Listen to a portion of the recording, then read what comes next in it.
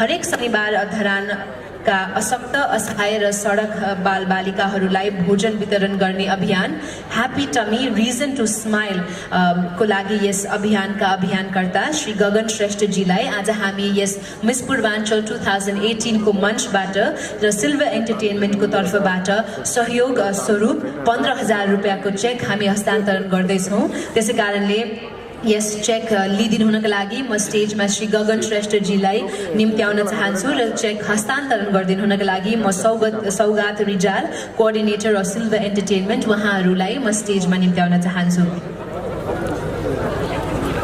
तपाईहरूले सुन्नु भएको छ happy tummy reason to smile भन्ने यस अभियानको बारेमा? कतिजनाले सुन्नु भएको छ त? हात उठाइदिनुहुन्छ। लगभग 10% ले सुन्नु भएको रहेछ।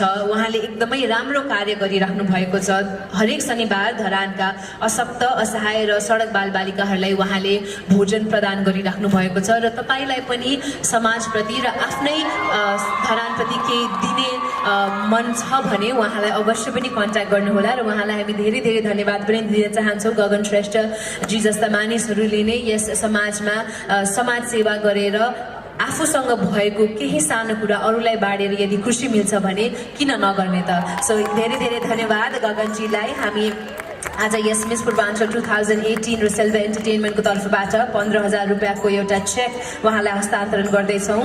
उहाँलाई अझै हौसला मिलोस् र तपाईहरूको पनि साथ पाउनुभयो भने उहाँको यो कार्य अझै अवश्य पनि ठुलो रूपमा हामीले अझै धेरै मानिसहरूलाई सहयोग गर्न सक्छौँ। धेरै धेरै धन्यवाद सौगातजी, धेरै धेरै धन्यवाद गगनजीलाई पनि।